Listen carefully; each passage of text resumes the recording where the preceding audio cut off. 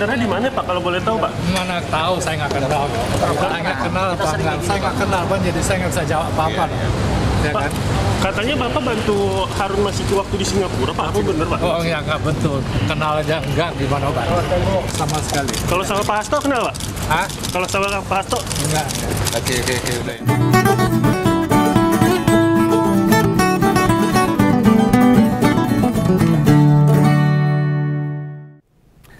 Dalam penegakan kasus hukum, apapun kasusnya ya memang mesti kita dukung. Tapi jangan sampai beralibi demi tegaknya keadilan lalu dicari-cari hal-hal yang baru. Yang diarahkan buat menyalahkan seseorang. Itu nggak boleh. Lembaga peradilan kita termasuk jajaran penegak hukum lagi beneran disorot ini oleh masyarakat. Kemarin 3 hakim ditangkap kejaksaan dalam suap putusan bebas soal minyak goreng. CPO 60 miliar. Loh, para hakim di Pengadilan Negeri Jakarta Selatan itu yang memvonis bebas terdakwa rupanya menerima suap sebesar 22,5 miliar. Nah ini mesti liane dipotong. Padahal pengacara terdakwa nyetornya duit itu 60 miliar loh. Nah sisanya kemana ini loh? Kayaknya nih duit suap aja masih dikorupsi ya, sama perantaranya. Saya rusak tenan ini. Ini Bengawan nggak akan ngupas soal itu.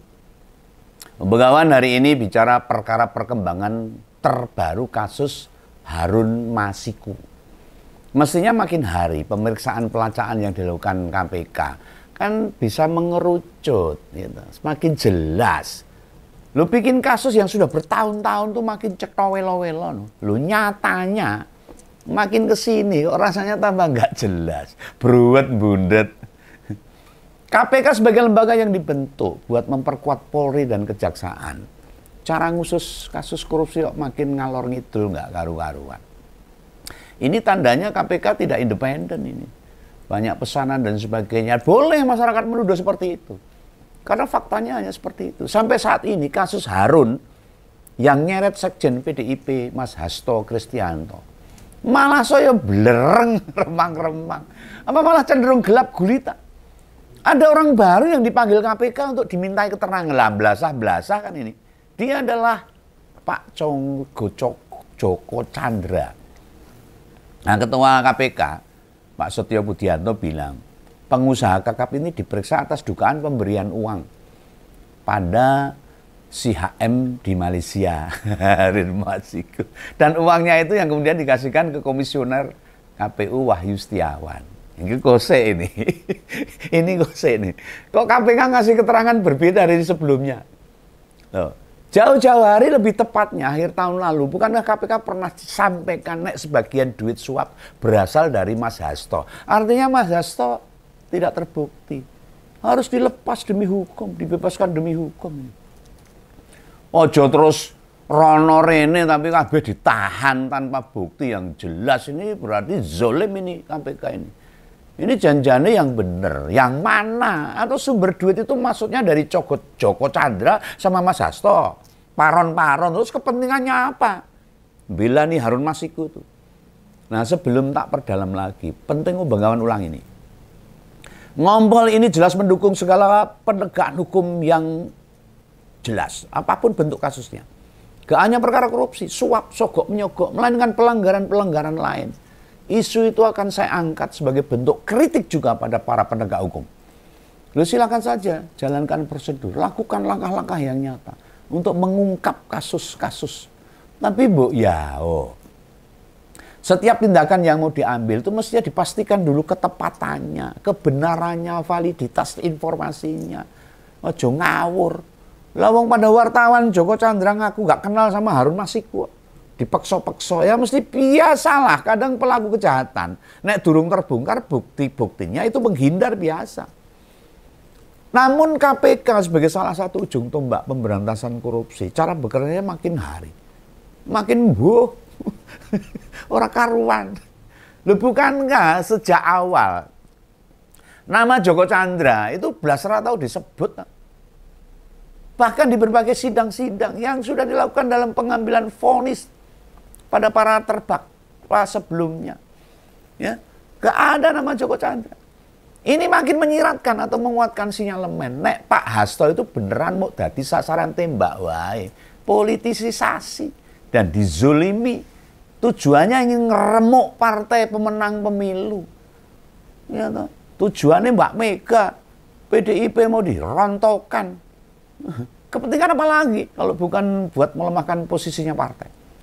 Mau kayak apapun salah satu penopang dan penjaga idealisme marhainisme di PDIP, ya Mas Hasto itu. Soliditas, kebersamaan, menjaga NKRI, apalagi mengawal konstitusi negara yang sekarang sudah diwacak-acak, dihancur-hancurkan sama penguasa sebelumnya. Itu jalan gelap yang memang diambil Mas Hasto sebagai politisi. Resikonya seorang politisi ya gitu, harus berani menghadapi. Coba sebut. Apa dia sempat menikmati jabatan publik? Selain sebagai sekjen PDIP aja. Dia mungkin satu-satunya sekjen partai besar mampu membuat pres untuk 2 kontestasi.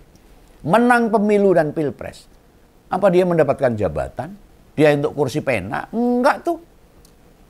Hanya sempat 1 kali jadi anggota DPR. Di periode 2004 sampai 2009 belum jadi sekjen. Dan malah saat durungi sekjen. Jadi sekjen PDIP sejak 2014 setelah kemenangan Jokowi pertama. Apa di kemenangan kedua pada 2019 dia dapat jabatan tertentu? Entah staf khusus, penasihat presiden, dubes lah atau komisaris BUMN. Menteri enggak juga. Selama jadi sekjen tidak ada rangkap jabatan apapun. Perjuangannya menjadi marwah partai. Memenangkan capres itu tidak berbuah pada diri pribadinya. Jadi staf ahli menteri saja enggak. Apalagi jadi duta besar, belas. Mengapa sekarang kayak dihajar habis-habisan? Apa yang membuat orang jadi dendam sama dia? Itulah yang disebut perjuangan menjaga nilai-nilai. Membarikade partai dari kepentingan individu maupun kepentingan kelompok. Resikonya gede, Bung. Dan itu dihadapi oleh Mas Hasto. Sudah nggak dapat jabatan. Begitu si penguasa wis reren Mas Hasto seolah-olah jadi musuh atau individu yang harus segera dilenyapkan. Ini kan kurang ajar. Mengapa dulu saat berkuasa si penguasa ini nggak menyingkirkan Mas Hasto duluan? Nah, mungkin ya nggak konangan, mudah terbaca. Makanya ditunggu sampai si penguasa ini pensiun. Sembari memilah-milah kasus apa yang bisa nyeret-nyeret si target. Penguasa tahu bener loh kekuatan PDIP itu di Mega. Dan orang keduanya ya Mas Hasto. Ibarat manusia kuat mau dihajar kayak apapun sulit roboh sepanjang kakinya nggak dipotong duluan. Makanya jantung dari partai Bandeng ya Mas Hasto itu sebagai sekjen yang kemudian memang harus dikasuskan biar mudah dijinakkan PDIP. Tapi Bandeng itu susah dijinak. Nah balik lagi ke perkara si Harun Masiku. Sampai sekarang kita kan nggak melihat upaya usaha yang sungguh-sungguh seperti apa yang dilakukan KPK biar si Harun ketemu. Nggak ada kan? Yang tampak hanyalah bagaimana supaya sekjen PDIP itu bisa divonis bersalah. Lah akhirnya dipanggillah Joko Chandra ke KPK.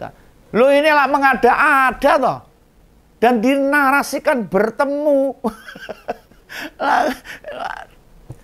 Ciloko tuh. Dan ketemunya di Malaysia sana. Apakah KPK punya data penguatnya? Misalnya screenshot pertemuan antara Joko Chandra sama Harun Masiku. Atau ada data imigrasi kedua orang itu. Sama-sama ada di Malaysia pada hari yang sama, waktu yang sama. Atau misalnya data menginap di hotel negeri jiran. Bareng-bareng satu hotel. Tak jamin 1000%. Nek KPK serius ngusut. Membongkar bersih Harun Masiku tenanan. Enggak. Cuma dikompal kampul. Lu dengan dukungan data yang kredibel. Tanpa KPK meminta. Wes. Saya kopas ini. Tapi Begawan ngupas ya nggak ngawur, rawatan. Pokoknya digulek-gulek buat menguatkan alibi menjebloskan Mas Hasto. Ini KPK ngawur. Lah ini kasus nyatanya, kenyataannya kok yang ini. Lah bagaimana mau mendukung KPK? Hah? Lah kok iso yang dipanggil si Joko Chandra yang tanpa ada angin, nggak ada hujan, wis ditekake neng KPK. Urusannya apa? Padahal ada nama lain loh. Ada terduga lain yang sudah lebih duluan kesenggol. Ning hingga sekarang belas ora diawe, ora dibengoi, diminta ke KPK kembali. Lah Pak Ngompol masih ingat tuh, ayo tebak, sopo itu. Dia adalah Jan Farid. Rumah dia pernah 2 kali loh digeledah, diobok-obok pada Januari dan Maret. Lepas awal tahun yang disita itu berkas atau dokumen sebanyak 3 kontainer. Bukan kontainer truk itu, enggak, kontainer plastik itu loh. Nah itu tuh truk kontainer tuh. Nah, kemudian bulan lalu digeledah nih, ditemukanlah duit. Sekarang muncul banyak pertanyaan. Dari 2 kali penggeledahan itu, kok duitnya baru ketemu di penggeledahan kedua? Mosok pas yang pertama KPK nggak bisa nemuin duit. Lah ini kan masyarakat yang cerdas, itu kan jadi ketahuan. Ini lelucon KPK model apa? Dan sampai saat ini, dino ini jumlah duit berapa? KPK nggak ngasih tahu. Berapa? Ini jumlah aja nggak tahu, apalagi mata uangnya. Buh rupiah, buh dolar Amerika, buh peso atau real Saudi nggak tahu juga nih. Loh, kaitannya duit itu disita. Apakah pemberian Mas Hasto buat dikasihkan ke Harun Masiku lewat Pak Jan Faridz? Kan nggak jelas. Atau itu sisa duit Pak Jan Faridz yang mestinya dikasihkan Pak Hasto untuk diberikan ke Harun Masiku? Ya nggak tahu.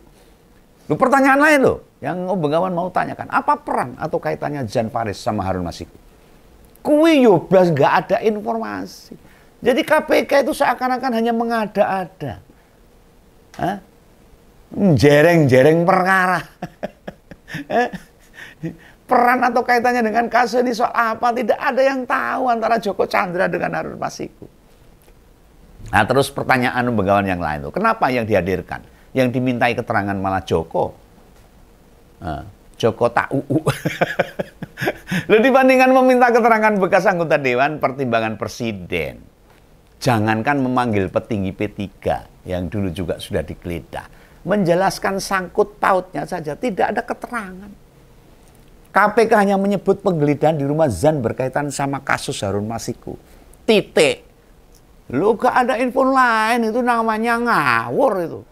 Peristiwa-peristiwa beginian yang makin hari membuat tingkat kepercayaan rakyat ngedrop parah sama KPK.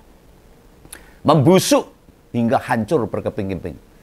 Lembaga atau institusi yang megang amanah, yang idealnya bekerja tanpa kepentingan politik, ya toh, malah berkubang dengan ketidakjelasan informasi yang melingkupinya. Jadi para pejabat negara, ngaca dong, ngaca itu. Yang membuat kami makin turun kepercayaan itu perilaku kalian sendiri. Ini ulah kalian sendiri yang menjalankan tugas secara serampangan. Dan hingga proses persidangan Mas Hasto, sama sekali belum pernah Om Bengawan dengar satu testimoni saja atau bukti fakta beliau memang tersangkut dugaan suap pada KPU. Lah nek gandeng cenenge ora ono blas, sangkut pautnya ora ada. Kayak mau dikait-kaitkan, dipaksa-paksakan. Kan yo nggak bisa. Jangankan hukum itu dijadikan alat kekuasaan untuk mengamankan kepentingan penguasa. Om Bengawan nggak nuntut banyak fakta atau bukti. Cukup satu saja.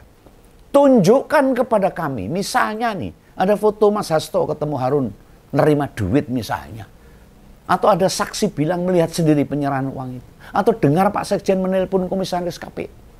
Meminta supaya menggeser Pak Harun sebagai PAW. Nek beneran ada, yo Om Bengawan percaya. Ini kan belas gak ada sama sekali. Rumah Pak Hasto yang digeledah hanya menyita 1 flash disk dan buku catatan kecil. Digegem raketa. Nah isi dari 2 barang sitaan yang kecil-kecil yoblas gak dispil sama penyidik KPK.